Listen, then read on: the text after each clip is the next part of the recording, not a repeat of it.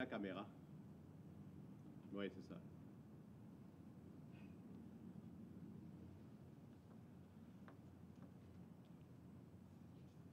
Tu me diras quand on est prêt, avec ce micro même. Oui. 1, 2. Il est allumé. Mais... il est on. 1, 2.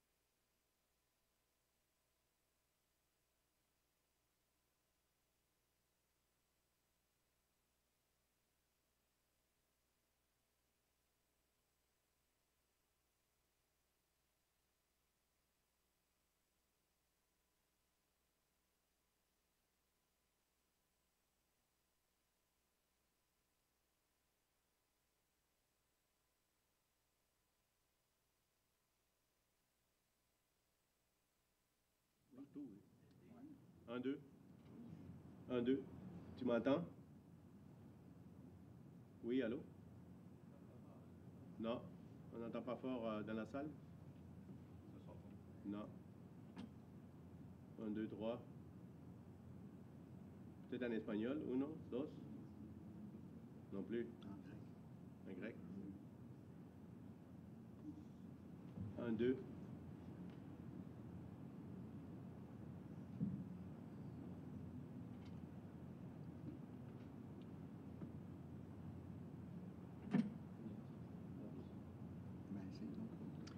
Donc, je vais prendre l'autre. 1, 2. Je vais prendre le gros micro, hein. L'autre, OK. 1, 2. Attends, je vais juste...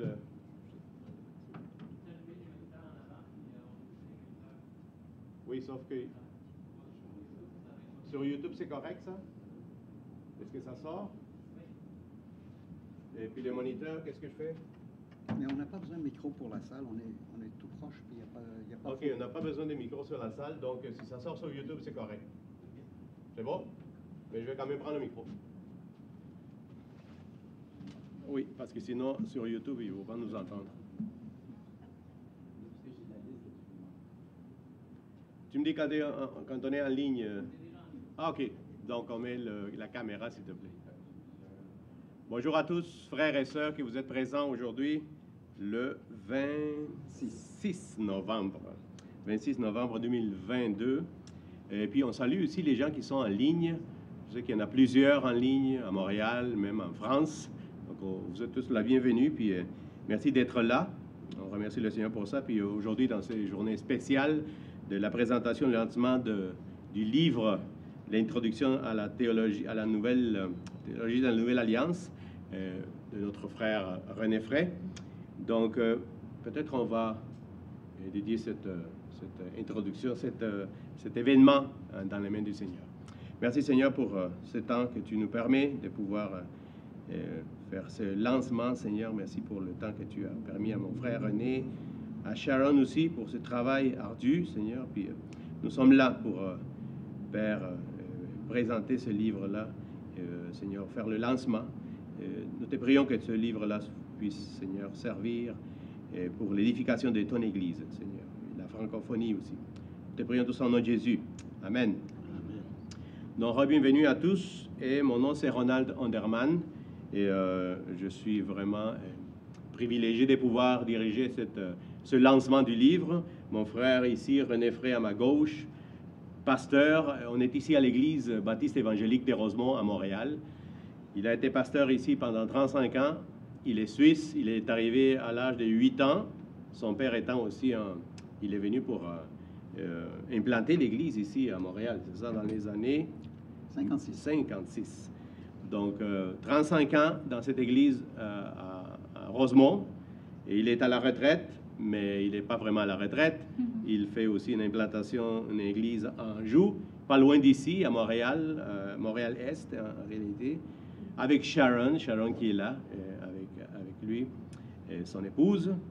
Il a une maîtrise en théologie à Vaux-sur-Seine, c'est ça? Auteur de l'introduction à la théologie Nouvelle Alliance, dans la première édition des Impact Academy en 2022.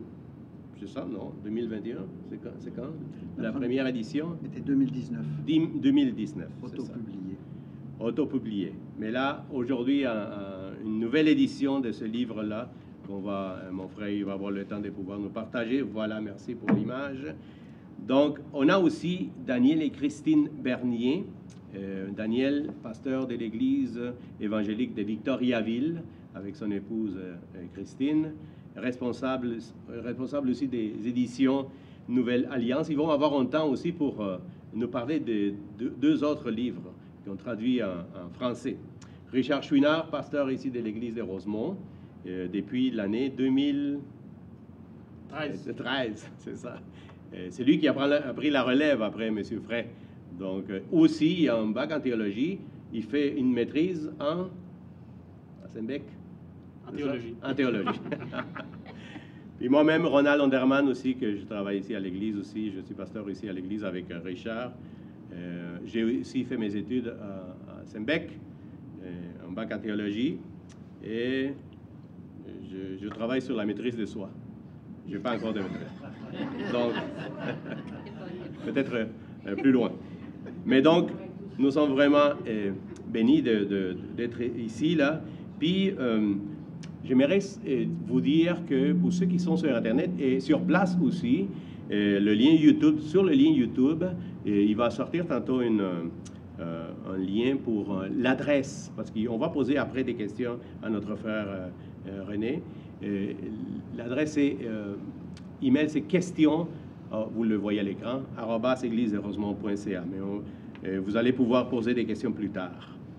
Et il y a aussi une table, pour ceux qui sont ici sur place, une table des livres, et puis on compte aussi avec la présence de notre frère Daniel Henderson. Il est directeur stratégique des publications chrétiennes. Donc, allez voir les livres après aussi. Le livre de M. Frey va être là aussi, sur la table. Donc, sans plus tarder, je vais juste vous expliquer comment ça va marcher un matin sur la présentation. Mon frère René Frey va faire un exposé de son livre, à peu près 20 minutes. Après, Richard Chouinard aussi va prendre la parole. Il va nous parler de la Nouvelle Alliance selon Ézéchiel. Moi-même, je vais parler aussi sur l'enseignement qu'on a eu ici à l'Église sur la TNA et aussi le cours il aura lieu à Sembec. Je vais vous donner les dates tantôt, janvier-mars. On va aussi avoir l'intervention de mon frère Daniel et Christine Bernier pour la promotion de 2 livres qui ont été traduits en français. Un par Blake White et l'autre par John Rissinger, je prononce mal peut-être. Puis après, on aura une période de questions. Et puis ça sera tout pour la matinée. On va fermer notre diffusion et aussi clore la réunion. Et la table à la fin. Il y a du café aussi pour ceux qui sont là. Donc, je vais donner tout de suite la parole à notre frère René Frey avec son exposé.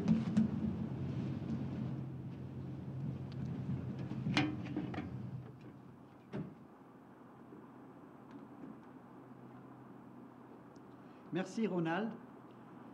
Donc c'est bon de vous accueillir ce matin pour ce lancement de livre. Vous qui êtes en présentiel et vous qui êtes aussi virtuellement avec nous. Que le Seigneur bénisse chacun. Je vais donc parler d'abord de la théologie de la Nouvelle Alliance généralement et ensuite du livre précisément. Donc il y a 3 théologies dont nous allons parler et depuis la Réforme, c'est la théologie de l'Alliance, ou de l'Alliance de grâce, qui a prédominé. Et cela comprend le calvinisme sotériologique, qui est endossé par les trois théologies, et que j'ai résumé dans un petit livret, à paraître, j'espère, un jour, C-E-R-I-S-E, qui traduit Tulip en anglais, et qui fait corruption totale, élection inconditionnelle, rédemption particulière, invitation irrésistible, sécurité éternelle, et on rajoute le E, qui n'est pas fantaisiste de rajouter le E. C'est sûr que ça termine cerise, mais en même temps, c'est évangélisation universelle. Lorsqu'on regarde dans Acte 18:10, parle car j'ai un peuple nombreux, l'élection est liée à quelque chose d'immédiat et la responsabilité humaine de parler. Donc, la TNA a un grand respect, un amour même, pour les doctrines de la grâce souveraine directive. En cela, nous félicitons Jean Calvin. Mais, lorsque Zwingli a fait face aux réformés anabaptistes dans les années 1520, il a défendu le baptême des coupons par un appel à la circoncision, et les théologiens de la Réforme ont formulé l'expression « alliance de grâce », qu'on ne retrouve pas dans les Écritures. Et qui unit l'ancienne et la nouvelle alliance sous une alliance, une super alliance. Cette unification de deux alliances a tendance à diminuer l'importance de la nouvelle et à aplatir les deux testaments. C'est la continuité qui est majorée. La TA doit être recentrée. À partir de John Nelson Darby, qui est décédé en 1882 et qui est considéré le père du dispensationalisme moderne, il y a eu nombreux auteurs, bien nantis faut-il croire, parce que leurs livres ont fait succès, Scofield, Ryrie, MacArthur, Jeremiah. C'est une théologie essentiellement futuriste qui domine le paysage théologique aussi. Dans ce cas, la TD projette les prophéties faites à Israël dans un avenir millénial, puisqu'on estime qu'elles n'ont pas été accomplies littéralement encore. C'est la discontinuité qui est surestimée. La TD doit être recentrée. La théologie de la Nouvelle Alliance, ou la TNA, est en accord avec les deux autres grandes théologies réformées et dispensationalistes sur les grandes doctrines du christianisme évangélique. Le salut par grâce au moyen de la foi en Jésus-Christ seul, les Saintes Écritures qui sont la parole de Dieu inspirée et inhérente, la grâce souveraine et élective de Dieu, la Trinité, la divinité et l'humanité du Christ et la personne du Saint-Esprit, la centralité de l'Église comme la stratégie principale de Dieu dans ce monde, le retour personnel de Jésus-Christ pour inaugurer les nouveaux cieux, nouvelles terres. Donc, nos discussions entre les trois théologies sont internes. Il s'agit de frères. Mais il était temps pour un recentrage. La TNA n'est pas une nouvelle théologie, elle est une théologie de la Nouvelle Alliance.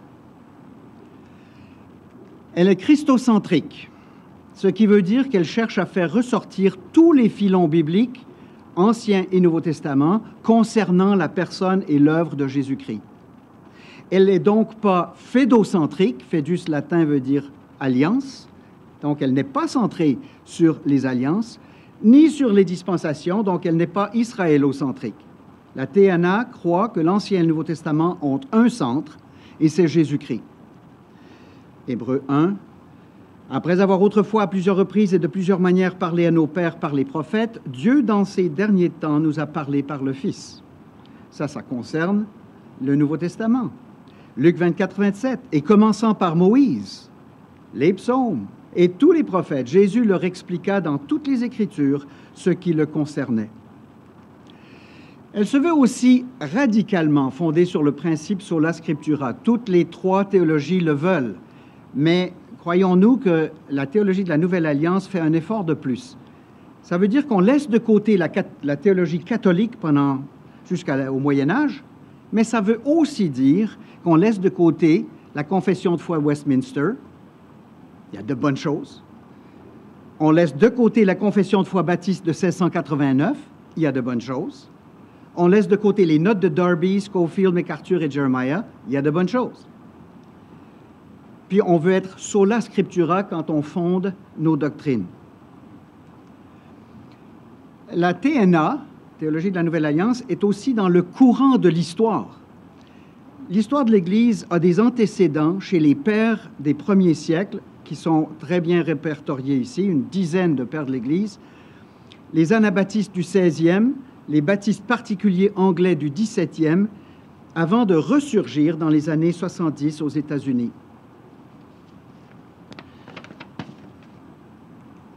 La théologie de la Nouvelle Alliance priorise la théologie biblique pour informer la théologie systématique. La théologie systématique est organisée selon des thèmes. La théologie biblique est organisée historiquement et contextuellement. Idéalement, les deux théologies devraient s'informer, s'approfondir l'un l'autre ou l'une l'autre. Prenons un exemple. Dans l'interprétation de Galates 5,16, « Paix et miséricorde sur tous ceux qui suivront cette règle et sur l'Israël de Dieu ». Comme ça que Paul termine son épître aux Galates. « Paix et miséricorde sur tous ceux qui suivront cette règle et sur l'Israël de Dieu ». Quelle règle? Il vient de mentionner que ni la circoncision ni l'incirconcision ne sont quoi que ce soit, mais que la grâce de Dieu est pour tout. Et il dit, cette phrase, « sur tous ceux qui suivront cette règle et sur l'Israël de Dieu ». C'est comme ça que Louis II l'a traduit. Est-ce que ça veut dire qu'il y a eux, les Galates, et puis l'Israël de Dieu, deux entités? De quoi s'agit-il? Tout Israël? Seulement les croyants d'origine juive? Toute l'Église? Il s'agit d'étudier cette expression dans le contexte grammatical de son verset, dans le contexte du livre des Galates, qui s'adresse principalement à des croyants d'origine non juive, et que Paul appelle la descendance d'Abraham, héritier selon la promesse. Et dans le contexte paulinien plus large, où nous voyons une grande insistance, surtout dans Romains et Éphésiens, sur l'unité du peuple de Dieu, juif, non juif. Dans cette démarche, la TNA est confiante de mieux traduire Galates 5,16 « Paix et miséricorde sur tous ceux qui suivront cette règle, c'est-à-dire, à savoir, l'Israël de Dieu. Nous sommes, frères et sœurs, l'Israël de Dieu. » Ainsi, la TNA ne permet pas à une doctrine systématique, préalable, concernant Israël, de déterminer le sens dans tous les contextes de la même façon. C'est aussi fondé sur l'histoire du salut. Qu'est-ce que l'histoire du salut? C'est la recherche dans toutes les Écritures, un pas après l'autre, de comment les filons historiques mènent vers Jésus-Christ. La TNA s'efforce de se limiter au langage biblique. Dieu n'a qu'une seule volonté, un seul dessein, un seul plan, et c'est de faire de Jésus le centre de toute chose. Son plan est singulier avec de multiples alliances et une distinction nette entre l'ancienne et la nouvelle alliance, mais à travers le tout, c'est le dessein singulier de la rédemption de l'homme perdu par le sacrifice de son propre et cher Fils. C'est ce que nous voyons dans Éphésiens 1, 7 à 10. En lui, nous avons la rédemption par son sang, la rémission des péchés selon la richesse de sa grâce que Dieu a répandue abondamment sur nous par toute espèce de sagesse et d'intelligence, nous faisant connaître le mystère de sa volonté selon le bienveillant dessein, un seul dessein, qu'il avait formé en lui-même pour le mettre à exécution lorsque les temps seraient accomplis, de réunir toutes choses en Christ. La TNA donne priorité au Nouveau Testament. On l'a déjà dit, mais répétons-le, radicalement, c'est le Nouveau Testament qui doit interpréter l'Ancien et non pas l'inverse. Par exemple, les réformés anabaptistes, et je les appelle comme ça, ils faisaient partie de la Réforme, mais ils ont été tellement persécutés, jetés dans les rivières, brûlés, etc. Les réformés anabaptistes qui ont tenu tête à Zwingli en disant que c'était le modèle de l'immersion du croyant que le Nouveau Testament proposait, plutôt que le baptême des bébés. Et comme les baptistes particuliers de Londres, qui eux aussi ont fait la priorité du Nouveau Testament en n'insérant pas la loi de Moïse dans leur confession de 1644, à l'encontre des réformés baptistes de 1689, où il est dit que la loi de Moïse lie la conscience du croyant en tout temps et en tout siècle, en en tout lieu. Prenons un exemple de la priorité interprétative du Nouveau Testament. Dans Actes 15-16, après que Paul ait présenté ce que le Seigneur faisait dans ce qui est maintenant la Turquie moderne, par la conversion de nombreux non-juifs, et il y en a qui demandaient « Oui, mais il faut qu'ils soient circoncis. Il faut qu'ils gardent les lois du régime alimentaire juif. Il faut qu'ils gardent le sabbat. » Et Pierre a parlé, et ensuite Jacques a parlé. Et Jacques dit, au verset 16 de Acte 15, « Après cela, je reviendrai et je relèverai de sa chute la tente de David. J'en réparerai les ruines et je la redresserai afin que le reste des hommes cherche le Seigneur. » Pourquoi est-ce qu'il mentionne Amos?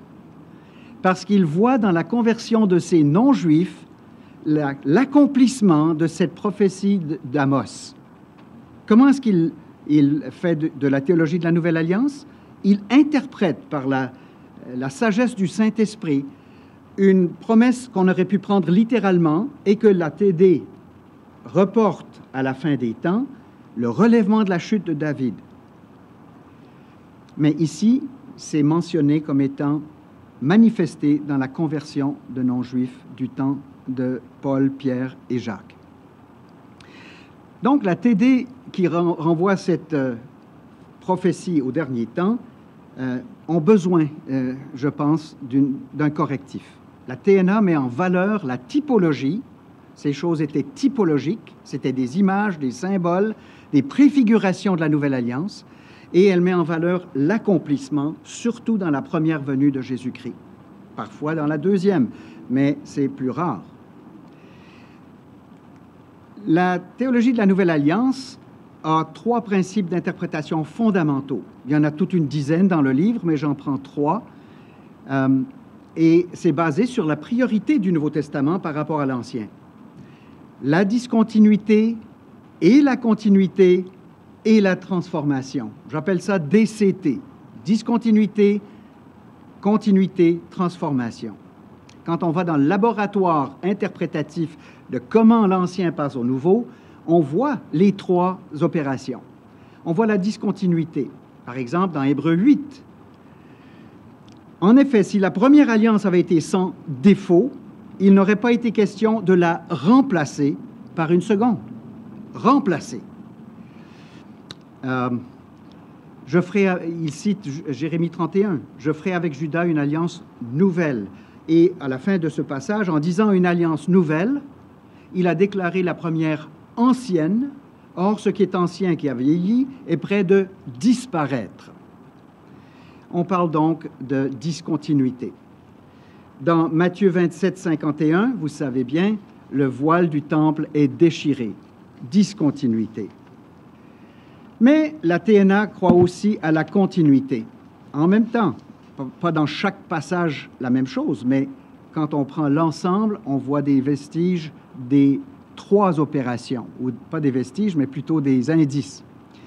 Par exemple, dans Matthieu 5, 17, Jésus parle dans le Sermon sur la montagne et il dit « Ne croyez pas que je sois venu pour abolir la loi ou les prophètes, je suis venu non pour abolir, mais pour accomplir. » Maintenant, il y a une différence entre accomplir et puis prolonger, continuer, garder. Il accomplit dans un sens télique, final.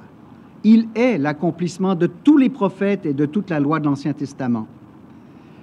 Donc, après avoir dit ça, il développe quelques-uns des commandements de Dieu, du Décalogue. Par exemple, vous avez entendu qu'il a été dit aux anciens, « Tu ne tueras point. Celui qui tuera mérite d'être puni par les juges. » Et son commentaire, c'est « Mais moi, je vous dis. Mais moi, je vous dis que quiconque se met en colère contre son frère mérite d'être puni par les juges. » Ça veut dire qu'il y a une transition, une transformation, et on le voit dans le Sermon sur la montagne. Cette transformation peut aussi être vue dans 2 exemples, le sacerdoce et le sabbat. Dans l'Ancien Testament, il y avait les prêtres, les souverains sacrificateurs, les sacrificateurs, tout un système. Mais dans le Nouveau Testament, 1 Pierre 2,10 nous dit « Vous, au contraire, vous êtes une race élue, un sacerdoce royal, une nation sainte, un peuple acquis, afin que vous annonciez les vertus de celui qui vous a appelé des ténèbres à son admirable lumière. Vous qui autrefois n'étiez pas un peuple, Vous êtes maintenant le peuple de Dieu. Il y a transformation. Chaque croyant est maintenant un prêtre, un roi, un prêtre, dans le royaume de Dieu. On voit aussi le sabbat dans Hébreux 4, 9 à 11.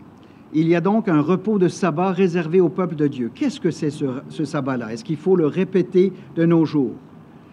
Verset 10, « Car celui qui entre dans le repos de Dieu se repose de ses œuvres, comme Dieu s'est reposé des siennes. Efforçons-nous donc d'entrer dans ce repos. » Voilà comment l'Épître aux Hébreux transforme le sabbat littéral de 24 heures dans un sabbat de Dieu, le repos de la foi lorsqu'on se repose de nos œuvres pour le salut éternel. La TNA propose aussi l'ancrage des alliances dans l'histoire. Les alliances ne sont pas intemporelles, qui flottent un peu partout et qui peuvent être ramenées au protévangile, ou bien celles de Noé, d'Abraham et de David peuvent être interdépendantes. Il y a un ancrage dans l'histoire. Par exemple, dans Galates 3, 23 à 25, « Avant que la foi vînt, nous étions enfermés sous la garde de la loi en vue de la foi qui devait être révélée. Ainsi, la loi a été comme un gardien, et je traduis littéralement gardien, je dirais pas bourreau, mais je dirais pas non plus pédagogue. La loi a été comme un gardien. Et sur la poterie grecque, on voit un gardien qui mène l'enfant jusqu'à l'école avec le bâton. Il n'est pas celui qui enseigne, il amène à l'école. Et ici, la loi a été comme un gardien, et ensuite il y a un eis en grec qui veut dire jusqu'à Christ, et non pas pour mener à Christ. Donc la loi a été un gardien jusqu'au moment de Christ, afin que nous fussions justifiés par la foi. La foi étant venue, nous ne sommes plus sous ce gardien. Avez-vous entendu? Jusqu'à Christ. Lisez les marqueurs de temps dans l'article de Pierre Constant dans la revue théologique de Sembec, hiver 2020. On voit aussi, par exemple, dans Luc 22, 20, comment Jésus a fait un ancrage de la nouvelle alliance en son sang qui est répandu pour vous. La théologie de la nouvelle alliance est construite sur le principe du déjà et du pas encore. Deux exemples du déjà. Matthieu 12, 28, il vient de guérir un démoniaque et il dit « Mais si c'est par l'Esprit de Dieu que je chasse les démons, le royaume de Dieu est donc venu vers vous. » Nous y sommes déjà. Si le roi est là, le royaume arrive. Acte 2, 29 à 31. « Hommes, frères, qu'il me soit permis de vous dire librement au sujet du patriarche David qu'il est mort, qu'il a été enseveli et que son sépulcre existe encore aujourd'hui parmi vous. Comme il était prophète et qu'il savait que Dieu lui avait promis avec serment de faire asseoir un de ses descendants sur son trône, celui de David, verset 31, acte 2, c'est la résurrection du Christ qu'il a prévu et annoncé. » Alors on peut faire toutes sortes de commentaires sur le trône de Christ qui serait éventuellement futuriste, et il est à venir ce trône-là, mais il est déjà assis sur ce trône depuis sa résurrection. C'est la parole de l'apôtre Pierre. Quelques-uns qui ne sont pas encore accomplis concernant son royaume, Matthieu 13, 43. « Alors les justes resplendiront comme le soleil dans le royaume de leur Père. » Cet aspect, cette phase-là du royaume n'est pas encore accomplie. C'est le déjà et le pas encore. Apocalypse 22, 3. « Il n'y aura plus d'anathème. Le trône de Dieu et de l'agneau sera dans la ville. Ses serviteurs le serviront. » C'est au futur et pour bonne raison. Et enfin, la TNA comprend le mieux trois grandes réalités du Nouveau Testament. Alliance nouvelle. Comment est-ce qu'il faut comprendre la nouvelle alliance? Comment est-ce qu'il faut comprendre l'ancienne alliance? Nous croyons que la TNA met l'accent à la bonne place concernant ces deux alliances-là en mettant de la continuité, mais surtout de la discontinuité, qu'on voit par exemple dans 1 Corinthiens 3, 6 et 14. Là où c'est 2 Corinthiens 3, 6 et 14. Il nous a aussi rendus capables d'être ministres d'une nouvelle alliance, donc on voit de quoi il va parler. Et il continue, « Et nous ne faisons pas comme Moïse qui mettait un voile sur son visage pour que les fils d'Israël ne fixassent pas les regards sur la fin de ce qui était passager. » Pourquoi est-ce que Moïse a mis un voile? Pour pas que les Israélites soient éblouis à cause de la gloire qui était sur son visage quand il est descendu du mont Sinaï. Il était en présence de Dieu. C'est une gloire. Mais l'apôtre Paul est hardi. Il va beaucoup plus loin que de simplement épargner la vision des Israélites. Il donne une autre raison, afin que les fils d'Israël ne fixassent pas les regards sur la fin de ce qui était passager. Il s'agit ici d'un puissant enseignement, comme quoi que l'ancienne alliance est terminée. Et ça nous amène à une loi nouvelle, pas seulement une alliance nouvelle, une loi nouvelle. Romains 10, 4, Christ est la fin de la loi pour la justification de tous ceux qui croient. 1 Corinthiens 9, 20 à 21, avec les Juifs, j'ai été comme Juif, afin de gagner les Juifs. Avec ceux qui sont sous la loi, comme sous la loi, quoique je ne sois pas moi-même sous la loi, afin de gagner ceux qui sont sous la loi. Avec ceux qui sont sans loi, comme sans loi, quoique je ne sois point sans la loi de Dieu, étant sous la loi de Christ, afin de gagner ceux qui sont sans loi. Et on pourrait continuer, simplement je dirais que Jésus-Christ est un nouveau Moïse dans ce sens-là. Il est bien plus qu'un nouveau Moïse, mais il est aussi un nouveau législateur, puisqu'il dit dans Matthieu 28, 19 et 20, « Allez, faites de toutes les nations des disciples et enseignez, baptême, et enseignez-leur à observer tout ce que je vous ai prescrit. » On sait que Moïse a été éclipsé avec Élie sur le mont de la Transfiguration et la voix du ciel est venue pour répéter ce que Moïse avait déjà dit. Écoutez-le. Il a un nouveau programme, une nouvelle loi. Ça commence avec le Sermon sur la montagne et ça inclut chaque impératif dans le Nouveau Testament et ça inclut le fait que le Saint-Esprit, par son onction, écrit cette loi de Dieu sur le cœur du croyant de la Nouvelle Alliance depuis la Pentecôte.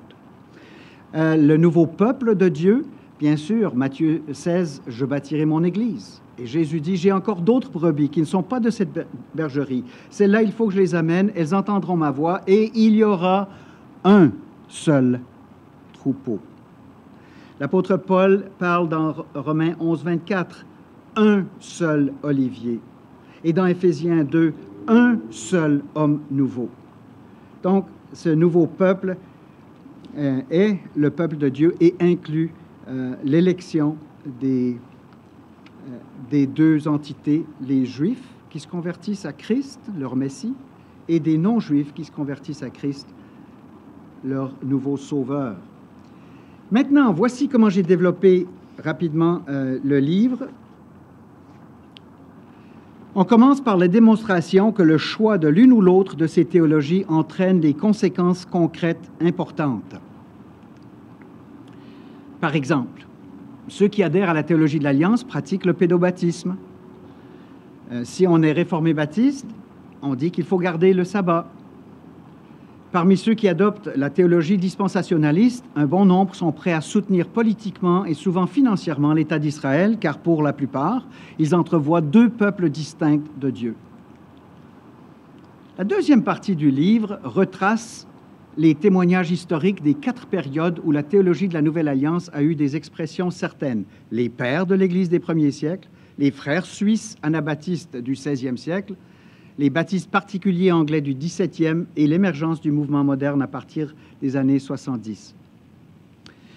Ensuite, la troisième partie, c'est l'anticipation de la Nouvelle Alliance dans l'Ancien Testament, que nous examinons avec un regard particulier sur la prophétie classique de Jérémie 31, 31. « Voici les jours viennent, oracle de l'Éternel, où je conclurai avec la maison d'Israël et la maison de Juda une alliance nouvelle, non comme l'alliance que j'ai conclue avec leur père. » Dans Hébreux 8, il est clair que les destinataires ont été élargis pour inclure tous ceux qui s'approchent de Dieu, par lui, le garant de la Nouvelle Alliance. Faites l'exégèse des chapitres 7 à 9 et vous comprendrez que ce n'est pas seulement la maison littérale d'Israël et la maison littérale de Juda, mais tous ceux qui s'approchent de Dieu par le garant de la Nouvelle Alliance. Et dans la partie 4, nous définissons la Nouvelle Alliance selon la parole du Christ. Ceci est la Nouvelle Alliance en mon sang. Et nous constatons qu'il y a une discontinuité entre les deux alliances selon Paul dans 2 Corinthiens 3, comme on vient de le voir tantôt. Nous remarquons aussi l'abolition. Le mot est fort, il est dans le texte de l'Ancienne Alliance et de la prééminence de la Nouvelle dans l'Épître aux Hébreux. La partie 5 examine la Nouvelle Loi, comment le Décalogue, document fondamental de l'Ancienne Alliance, donné à Israël, a été accompli dans le plus grand commandement de Jésus-Christ lui-même. nous notons comment la loi de Moïse, y compris le sabbat, n'est pas relancée par les auteurs du Nouveau Testament. Les chrétiens sont sous la loi du Christ et non sous la loi de Moïse. Enfin, dans la partie 6, nous parlons du nouveau peuple et nous recherchons comment le Nouveau Testament décrit ce nouveau peuple. L'Église ne remplace pas Israël. L'Église est l'Israël de Dieu, l'Israël eschatologique. Tous ceux qui croient au Fils, le Fils qui est le Messie, le descendant singulier et unique d'Abraham, sont fils d'Abraham. Tous les membres de la Nouvelle Alliance sont entièrement pardonnés et sont habités par le Saint-Esprit. Et dans Romains 9 à 11, Paul décrit les deux genres de branches qui sont hantées sur le seul olivier, celles qui constituent l'élection d'Israël, celles qui proviennent des nations. Il y a un seul olivier. Ainsi, tout Israël sera sauvé, et cette Église rachetée par le précieux sang de l'agneau de Dieu est d'ores et déjà le royaume et le tabernacle de Dieu. Mais nous attendons le retour de notre cher Seigneur Jésus-Christ pour que la nouvelle Jérusalem, l'épouse, descende sur une nouvelle terre afin de jouir d'une communion éternelle avec lui. Amen.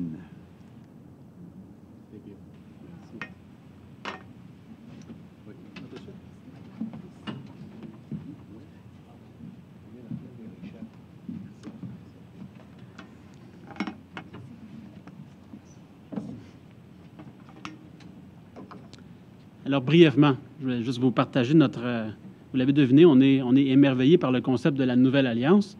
Puis, une chose qui est fascinante, c'est de voir comment la Nouvelle Alliance, on en parlait déjà dans l'Ancien Testament, comment elle est déjà préparée, annoncée. Le besoin d'une Nouvelle Alliance se fait déjà sentir dans l'Ancien Testament, progressivement, de plus en plus. Et c'est intéressant même de voir à l'époque de Moïse, celui par qui l'Ancienne Alliance a été établie, conclue avec le peuple d'Israël. Déjà à son époque, on voit des indices que ce n'était pas suffisant. Moïse s'épuisait à la tâche de diriger le peuple et Dieu lui a dit, je vais nommer 70 hommes qui vont t'appuyer dans cette tâche-là. Et sa tâche, c'était en gros d'enseigner le peuple à observer la loi, de savoir comment l'appliquer dans leur vie, dans différentes circonstances, comment juger de ce qui est une bonne action d'une mauvaise, comment appliquer la justice de Dieu. Et Moïse n'arrivait pas à faire tout ça, là. Donc, il avait besoin d'hommes pour l'accompagner. Mais ce qui est intéressant, c'est que Dieu, pour que ces hommes puissent faire cette tâche-là de rendre le peuple obéissant à sa volonté, devait mettre son esprit sur eux. On voit ça dans Nombre 11, verset 24. Dans Nombre 11, 24, Moïse sortit et rapporta au peuple les paroles de l'Éternel. Il rassembla 70 des anciens du peuple, les plaça autour de la tente, et l'Éternel descendit dans la nuée et lui parla. Il prit l'esprit qui était sur lui, sur Moïse, et il le mit sur les 70 anciens. Et dès que l'esprit reposa sur eux, ils se mirent à prophétiser. Mais ils ne continuèrent pas. Et deux hommes, l'un nommé Eldad et l'autre Médad, étaient restés dans le camp. Mais l'esprit reposa sur eux aussi, car ils étaient parmi les inscrits. Cependant, ils n'étaient pas sortis vers la tente. Et ils se mirent à prophétiser dans le camp. Et un jeune homme courut l'annoncer à Moïse et il dit, « Eldad et Médad prophétisent dans le camp. » Et Josué, fils de Nun, assistant de Moïse depuis sa jeunesse, prit la parole et dit, « Moïse, mon Seigneur, empêche-les. » Et Moïse lui répondit, « Es-tu jaloux pour moi? Puisse tout le peuple de l'Éternel être composé de prophètes, et veuille l'Éternel mettre son esprit sur eux. » Donc, on voit que Moïse, son souhait, son désir qu'il a exprimé, il souhaitait finalement que tous dans le peuple puissent avoir l'Esprit de Dieu, être capable de prophétiser, être capable de dire, de comprendre, de discerner la volonté de Dieu. Donc, on voit qu'à son époque, ceux qui bénéficiaient de l'Esprit de Dieu, c'était une infime minorité, et c'était souvent de manière temporaire. Ce que ça a conduit, finalement, c'est que le peuple, avec son cœur méchant, déviait constamment de la volonté de Dieu. Peu de temps après, d'ailleurs, le peuple va refuser d'entrer en Canaan. Ils vont se rebeller contre Dieu et ils vont être pris dans le désert pendant 40 ans à cause de ça. Donc, le besoin là, d'être assisté par l'Esprit était évident dès le début de l'Ancienne Alliance. Des siècles plus tard, on arrive à l'époque des grands prophètes, et Ézéchiel en parle. Il dit au chapitre 16, Verset 59. « Ainsi parle le Seigneur l'Éternel. » Donc, c'est Dieu qui parle par la bouche d'Ézéchiel. « J'agirai envers toi, il parle au peuple, comme tu as agi envers moi. Quand tu as méprisé le serment, tu as rompu l'alliance. » Le peuple, à répétition, avait rompu l'alliance, mais là, Dieu, c'est comme si c'était arrivé à la limite. Puis il punit sévèrement son peuple pour avoir brisé cette alliance-là. Mais il continue. Il y a une note d'espoir. Donc, Dieu ne s'engage pas seulement à punir son peuple, il annonce aussi, « Mais moi, je me souviendrai de mon alliance avec toi au temps de ta jeunesse. » Donc, au temps de Moïse, la sortie d'Égypte. « J'établirai avec toi une alliance éternelle. Tu te souviendras de ta conduite et tu en seras confuse. Quand tu recevras tes sœurs, tes grandes et tes petites, je te les donnerai pour filles, mais non en vertu de ton alliance. Et moi, j'établirai mon alliance avec toi. Tu reconnaîtras que je suis l'Éternel, afin que tu te souviennes du passé et que tu en aies honte, afin que tu n'ouvres plus la bouche en raison de ta confusion, quand je ferai pour toi l'expiation de tout ce que tu as fait. Oracle du Seigneur l'Éternel. » Donc, cette nouvelle alliance-là sera une alliance éternelle, sans fin, définitive.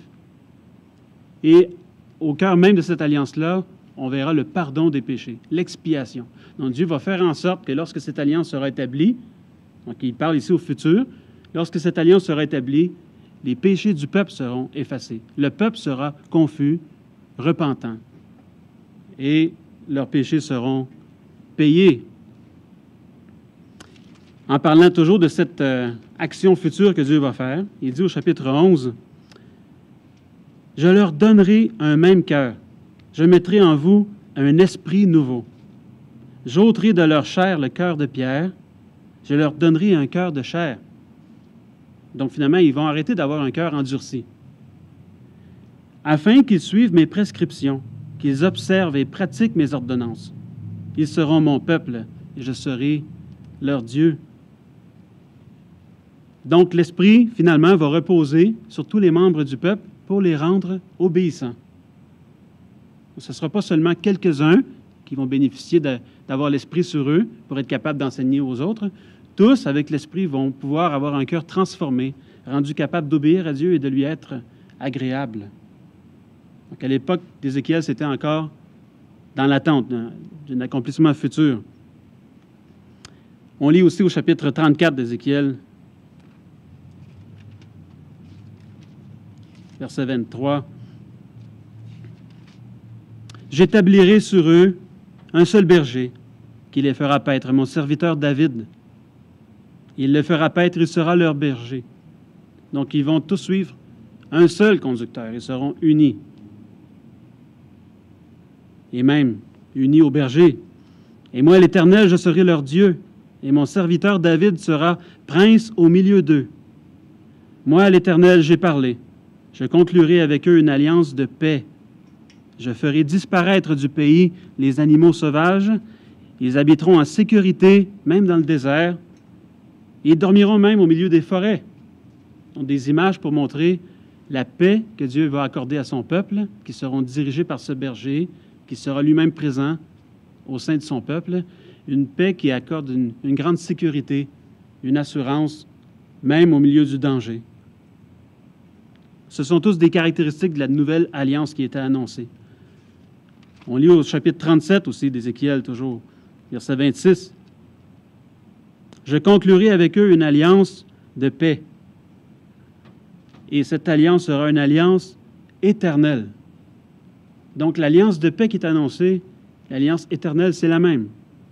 Donc, il ne s'agit pas de plusieurs alliances, c'est la même alliance qui est annoncée pour le peuple, une alliance de paix éternelle, de sécurité éternelle. Je les établirai, je les multiplierai. J'établirai mon sanctuaire au milieu d'eux pour toujours. Ma demeure sera parmi eux, je serai leur Dieu, ils seront mon peuple. C'est comme ce que Dieu dit, c'est enfin, je serai leur Dieu. Réellement, ils seront réellement mon peuple. Et même les nations reconnaîtront que je suis l'Éternel qui sanctifie Israël lorsque mon sanctuaire sera pour toujours au milieu d'eux. Déjà un indice d'une ouverture aux nations, que même les nations vont comprendre que Dieu est réellement le Dieu d'Israël.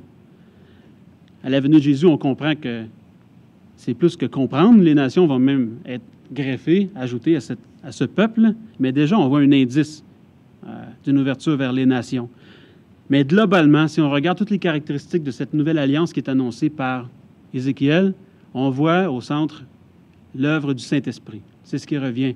C'est l'action de Dieu dans le cœur de chacun des membres de son peuple pour faire en sorte que tous ceux qui font partie de son peuple ont l'Esprit, ont son Esprit, et qu'ils soient rendus obéissants. Ézéchiel le résume au chapitre 36, verset 25. « Je ferai sur vous l'aspersion d'une eau pure. Vous serez purifiés. Je vous purifierai de toutes vos souillures, de toutes vos idoles. Je vous donnerai un cœur nouveau. Je mettrai en vous un esprit nouveau. J'ôterai de votre chair le cœur de pierre. Je vous donnerai un cœur de chair. Je mettrai mon esprit en vous. Je ferai que vous suiviez mes prescriptions, que vous observiez et pratiquiez mes ordonnances. » On voit le but, que Dieu est un peuple qui lui est agréable. Et pour ça, il doit lui-même entrer dans le cœur des sujets de son royaume pour les rendre obéissants. Et un dernier verset, Ézéchiel 37, verset 14, qui résume bien toute la pensée de cette nouvelle alliance. « Je mettrai mon esprit en vous et vous vivrez. » Vous vivrez dans une alliance éternelle, donc c'est déjà une annonce d'une vie éternelle. Donc cette nouvelle alliance-là n'est pas une alliance, on le comprend, ce n'est pas une alliance de grâce qui aurait toujours existé, en parallèle à une alliance des œuvres. C'est une alliance future qui est annoncée par Ézéchiel, qui succède à l'ancienne alliance. Donc qui est vraiment quelque chose de nouveau et qui la remplace même. La nouvelle alliance remplace l'ancienne. Mais il y a une continuité parce que si Dieu s'engage à établir cette nouvelle alliance-là, c'est en se souvenant de l'alliance, de la première alliance. Il y a un lien de continuité dans ce sens-là, mais elle est radicalement nouvelle. Tous les membres de son peuple sont transformés par son esprit. Et ce n'est pas une alliance qui serait temporaire ou en plusieurs éditions. C'est une alliance que lorsqu'elle sera établie, et on sait que c'est lorsque Jésus est venu mourir pour nous, elle est établie de manière définitive et pour l'éternité. C'est bon? Donc, dans un sens, le souhait de Moïse, quand il s'exprimait, sûrement que Moïse ne savait pas toute la portée de son souhait qu'il a exprimé. Je souhaite que tout le monde dans le peuple ait l'Esprit de Dieu. Mais c'est accompli. Il s'est accompli, ce souhait-là. Il devait être très heureux quand il l'a vu, peut-être du haut des cieux.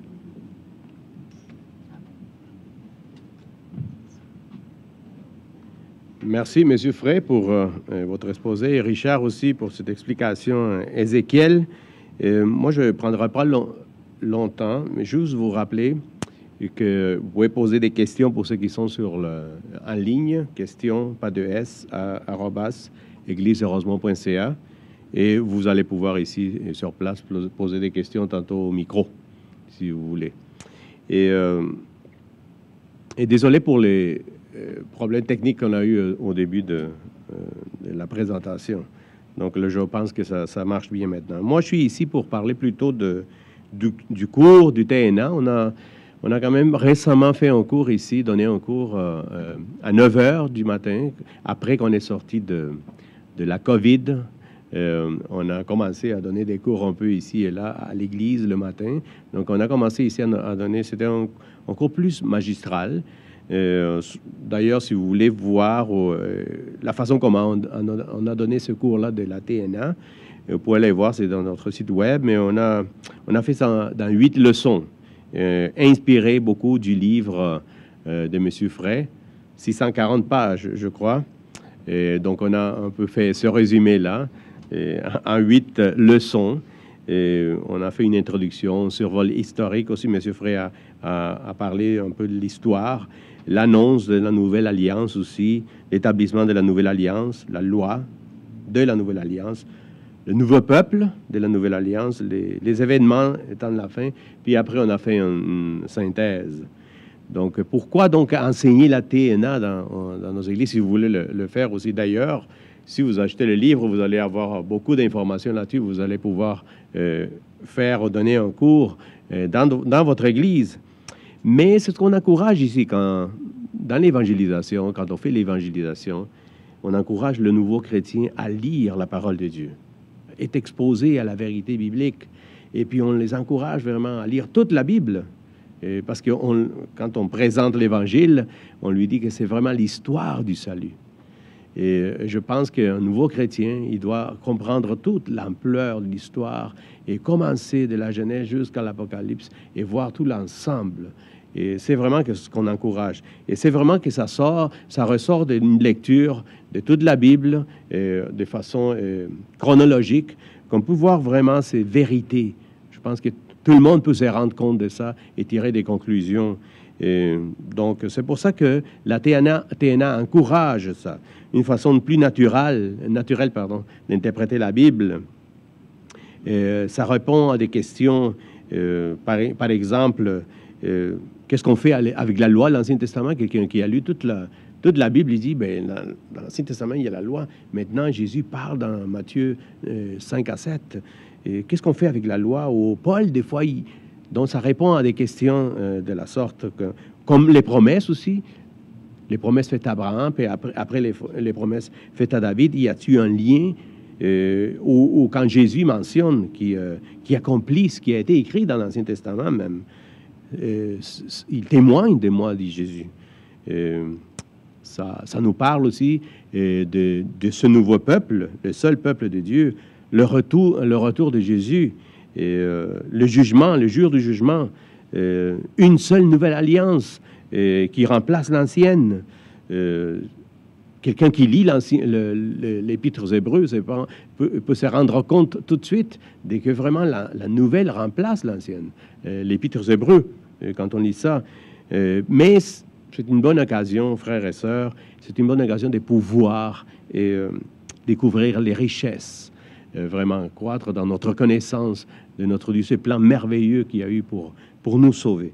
Donc, c'est ce qu'on a donné ici au niveau des... avant le culte, on a fait ce cours-là par quelques leçons. Donc, vous pouvez le faire. On vous encourage aussi à le faire dans les différents enseignements que vous pouvez faire dans votre église locale. Mais maintenant, ce que je veux parler, c'est aussi du cours de Sembec.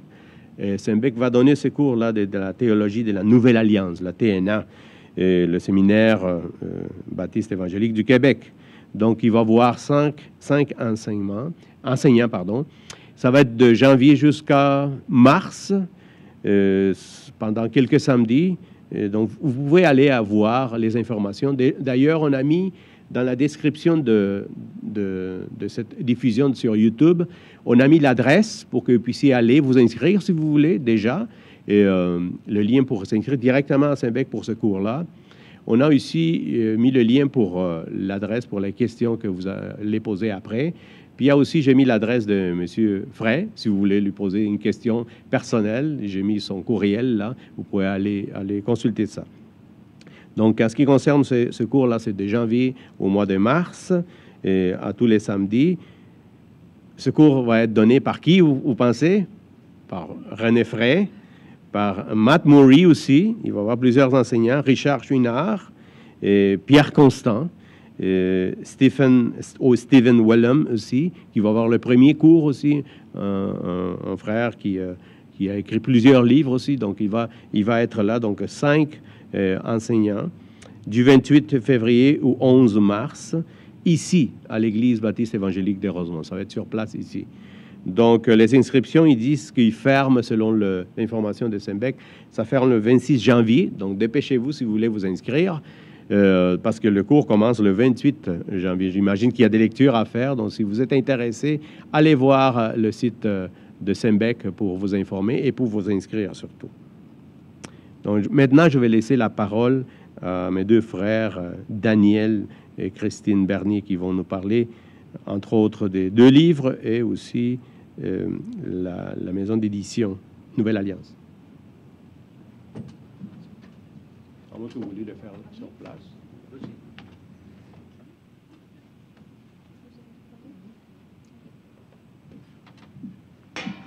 J'ai la permission de venir en premier.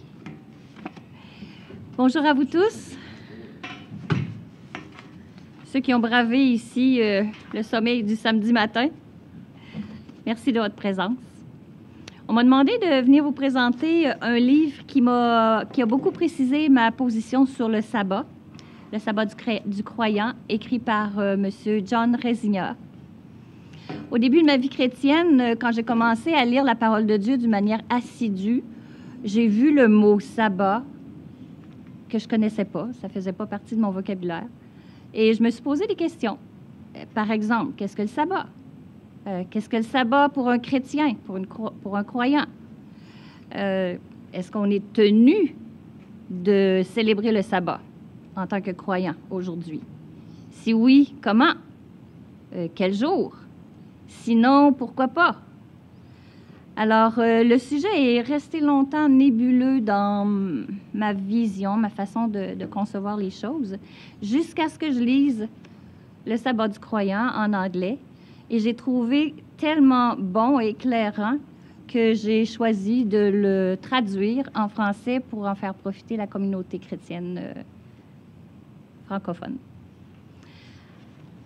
L'auteur, John Resinger, est décédé en décembre 2018. Il était un pasteur. Il a été un érudit de la Bible. Il a été évangéliste et un auteur prolifique. Dans cet ouvrage, par de nombreux passages bibliques simples à comprendre, c'est ce qu'il me fallait, et avec un raisonnement irréfutable, Resinger nous invite à réfléchir sur ce sujet incontournable, puisqu'il est mentionné dans un grand nombre de livres de la Bible, depuis le livre de l'Exode jusqu'à la lettre écrite aux Hébreux. L'auteur nous incite à se positionner. Il répond à des questions comme celle-ci. Pourquoi Dieu s'est-il reposé le 7e jour? Adam avait-il besoin d'un jour de repos de son travail? Dans quel but Dieu a-t-il donné le sabbat? Quand et à qui Dieu a-t-il donné le sabbat? Le sabbat est d'une importance capitale pour Dieu, car il était le signe de l'alliance conclue avec son peuple au Sinaï. C'est ce qu'on voit dans Exode 31. De plus, il fait partie des 10 commandements, inscrits sur les tables de pierre. Donc, c'est pas peu dire. En guise de conclusion, Resinger déclare, et je cite, « L'Évangile est le récit de la manière dont le Christ a accompli l'œuvre que son Père lui a donné de faire. » Donc, apprendre l'Évangile, c'est apprendre au sujet du Christ et de l'œuvre qu'il est venu accomplir. Fin de la citation. Les Écritures révèlent clairement que Jésus-Christ est le sabbat du croyant. Jésus a dit, « Venez à moi, vous tous qui êtes fatigués, chargés, et je vous donnerai du repos. » Et un petit peu plus loin dans le verset, Jésus continue en disant, « Vous trouverez le repos pour vos âmes. » L'auteur souhaite que l'enseignement prodigué dans cette brochure encourage l'enfant de Dieu à trouver la joie, la paix et le repos lorsqu'il se confie en l'œuvre achevée de son Seigneur et Sauveur Jésus-Christ.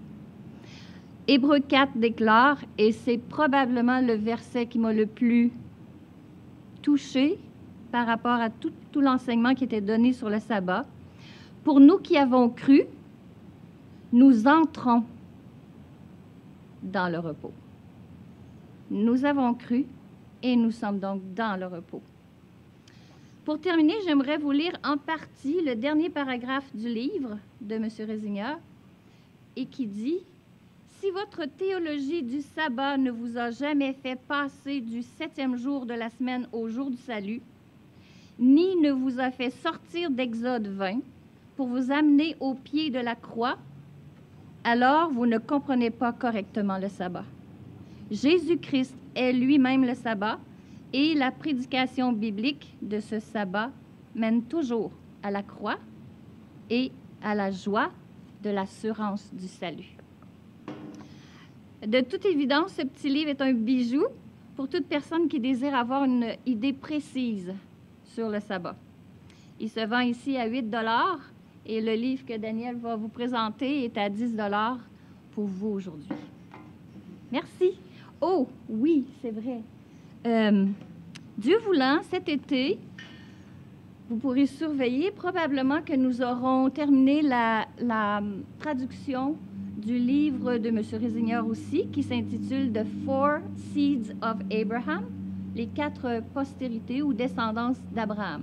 Juste le titre fait poser des questions. Merci.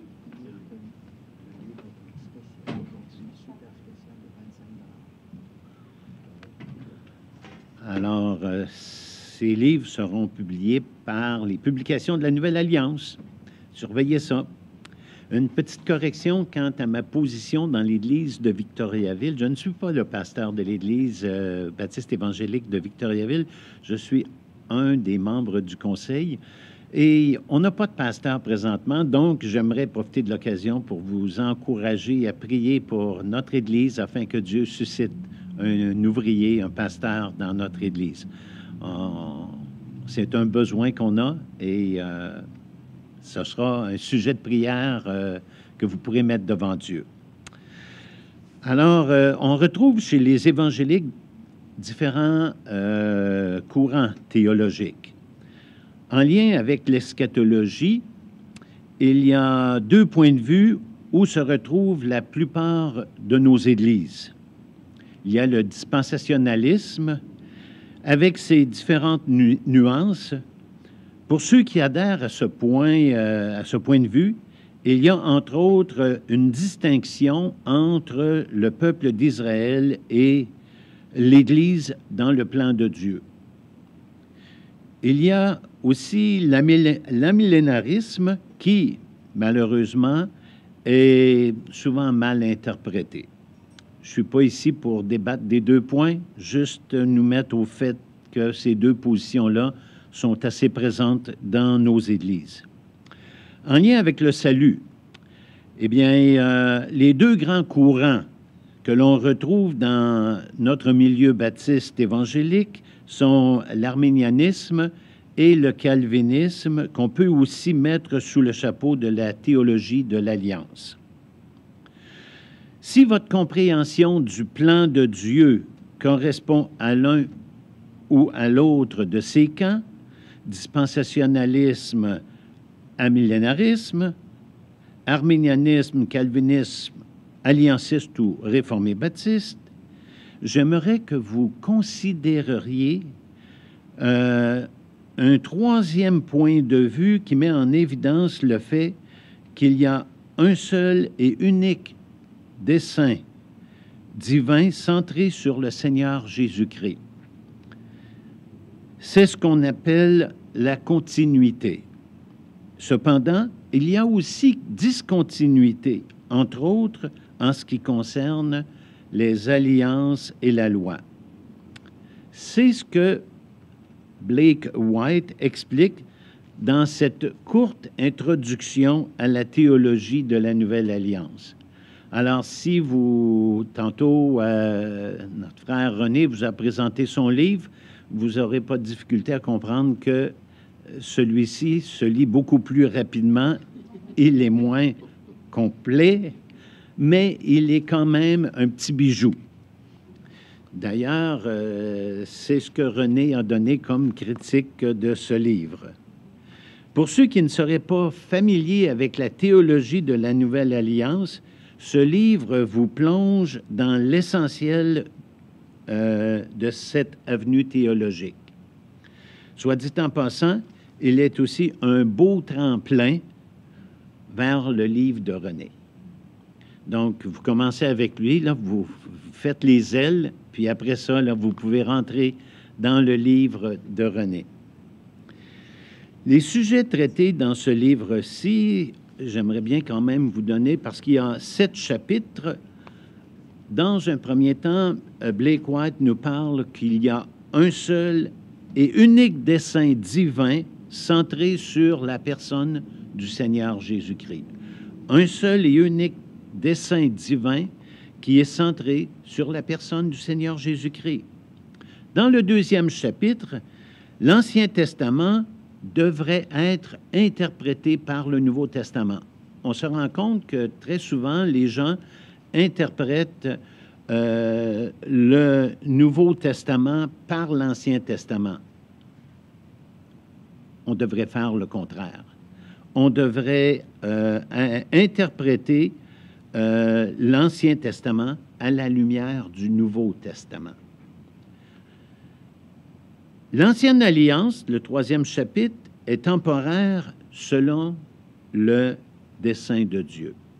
Alors, autant René que Richard en ont fait mention. La loi constitue une unité. Alors moi, une des questions que j'ai toujours eues, c'est où est-ce qu'on prend ça dans la Bible que la loi est divisée en 3 parties? Cérémonielle, civile et légale. J'ai rien trouvé dans la Bible. Morale, pardon. Morale, excusez-moi. Où est-ce qu'on prend ça? Alors, Blake White touche à cela et pour moi, je trouve que sa façon de l'apporter, elle est très convaincante. Les chrétiens sont sous la loi de Christ et non sous la loi de Moïse et son chapitre 5, et tous les membres de la Nouvelle Alliance sont entièrement pardonnés et ils sont tous habités du Saint-Esprit, comme Moïse le souhaitait. L'Église est l'Israël eschatologique et son dernier chapitre. Alors moi, je vous invite à vous procurer ce livre pour le Black Saturday. On va vous faire un spécial de 10 $. OK? Alors, on vous invite à le prendre et ces livres sont publiés par les éditions de la Nouvelle Alliance. Alors, surveillez parce qu'on a le projet de publier d'autres livres sous cette bannière.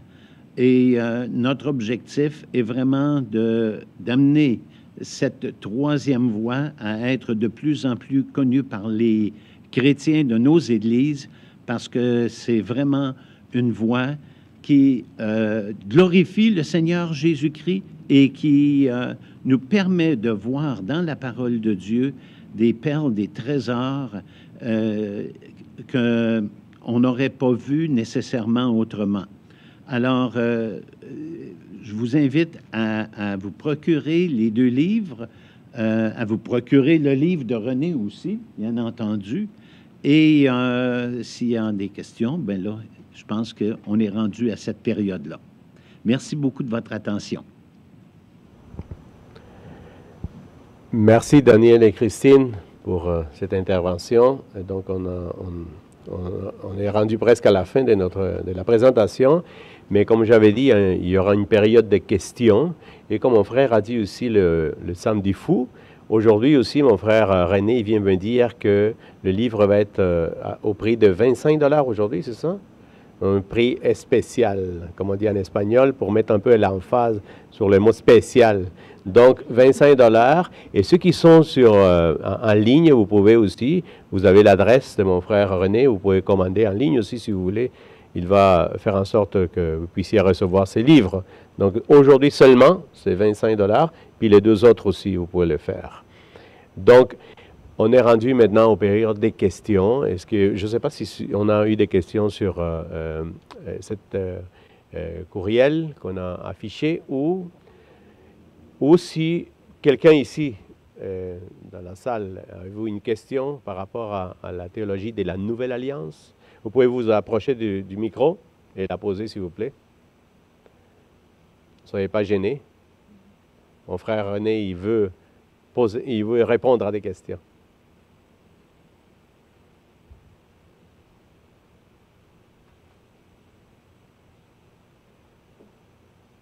Ah, il y a quelqu'un? Oui. Est-ce que nous pouvons trouver en ligne le livre de M. White en français? Il est sur Amazon, oui. J'ai oublié de le mentionner. Les 2 livres sont sur Kindle aussi, en français et en anglais. Mais en français, oui. Les versions papier, La version papier en Europe?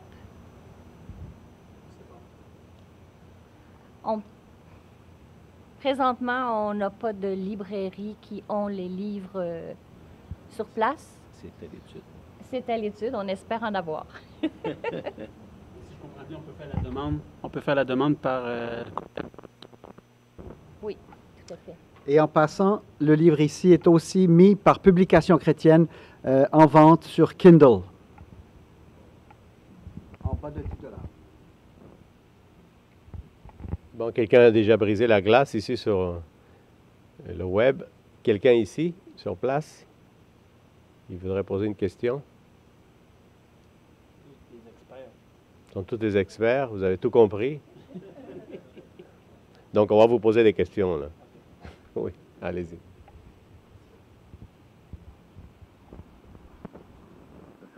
Bonjour. Je ne sais pas si c'est à propos, là, mais dans Acte 15, les Écritures nous disent pourquoi voulez-vous provoquer Dieu en imposant une chose que nous n'avons pas été capables de parler? Le sens, la profondeur du mot provoquer, je ne sais pas si tu peux nous entretenir là-dessus un peu. Merci Pierre. Et en passant, Pierre a voyagé depuis Shawinigan jusqu'à Montréal pour assister à ce colloque ou cette présentation. Merci Pierre. Merci d'avoir lu tout le livre en un temps record. Et pour cette deuxième visite à Rosemont en, je ne sais pas, 30 ans, bon de te revoir. Oui, provoquer. Écoutez, je ne pense pas pouvoir trouver du jus de plus dans le grec, c'est provoquer. C'est effectivement de narguer les gens en leur posant des liens et des fardeaux sur les épaules qu'ils n'ont pas pu garder eux-mêmes. Et donc, Paul est outré. Il en a contre le parti des judaïsants qui vont derrière lui dans toutes les églises pour essayer de dire, oui, c'est bon de croire en Christ, mais il faut aussi être circoncis, il faut aussi garder le sabbat, les lois de Moïse. Alors, c'est une provocation déloyale. Probablement que beaucoup d'entre eux avaient compris le sabbat et des Juifs plus stricts de Jérusalem. Donc, on peut peut-être les compter comme des frères, mais dans certains cas, non. C'est un parti un petit peu mixte, mais il faisait de la provocation, ça c'est sûr. Est-ce que ceux qui étaient en ligne ont entendu la question? Oui, c'est bon. D'accord.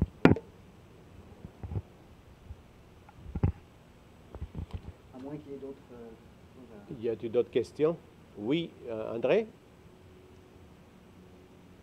Ah non.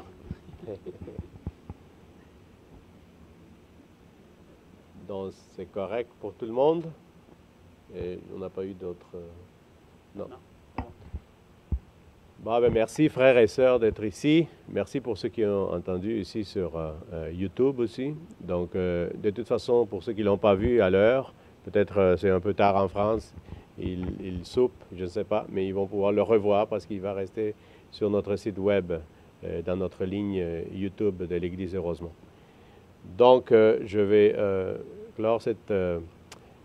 lancement du livre. Merci, mon frère, pour cet effort. 640 pages dans je ne sais pas combien d'années, mais on remercie le Seigneur pour ça. C'est vraiment un livre qui édifie l'Église en général, ici au Québec. Et nous prions pour que ce livre puisse aussi édifier d'autres églises aussi, et d'autres frères aussi qui veulent connaître la théologie de la Nouvelle Alliance. Et on remercie vraiment mon frère Daniel et son épouse aussi pour votre présence, aussi pour la table. Daniel, il va être prêt pour la table. On remercie Sembec aussi, mais on remercie surtout le Seigneur pour sa fidélité. Et c'est ce qu'il nous a dit avant sa mort. Il dit, cette coupe est la nouvelle alliance en mon sang qui est répandue pour qui? Pour vous, pour nous tous. Et nous sommes bénéficiaires de cette nouvelle alliance, ce sacrifice de Jésus à la croix pour nos péchés dans Luc 22, 20.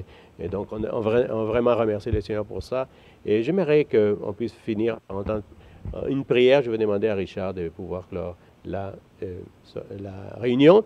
Il y a du café après, pour ceux qui veulent le faire en ligne. Vous avez du café, peut-être. Merci Seigneur Dieu, premièrement, d'avoir accompli toutes ces promesses, particulièrement la promesse d'établir une nouvelle alliance. Merci pour cette grâce dans nos vies. Merci d'avoir pardonné nos péchés, d'avoir expié nos fautes, de nous avoir mis à cœur même de nous repentir. Et, comme tu l'as promis, d'avoir mis ton esprit en nous. Nous te prions que de plus en plus de gens dans les nations connaissent la beauté de ta nouvelle alliance et qu'ils y entrent volontairement, sincèrement. On te loue pour cela, pour ton ouverture à toutes les nations, ta grande bonté, ta miséricorde envers nous. Merci aussi de mettre à cœur à tes enfants d'étudier ta parole. Et même lorsqu'il y a débat ou différentes interprétations, ça peut être d'une manière très saine et ça nous édifie. Et nous te prions que ce livre de René édifie beaucoup de chrétiens, même ceux qui ne partagent pas la même position théologique, mais que ce soit vraiment une occasion pour plusieurs de replonger les yeux dans ta parole et leur redonner le goût d'étudier autant l'Ancien que le Nouveau Testament.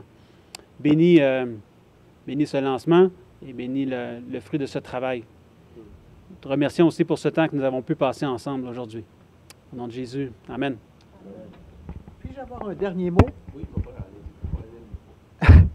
simplement pour dire que tantôt, notre frère Ronald Onderman vous a parlé d'un cours sur la théologie de la Nouvelle Alliance qui a été donné ici à l'Église de Rosemont. C'est souhaitable.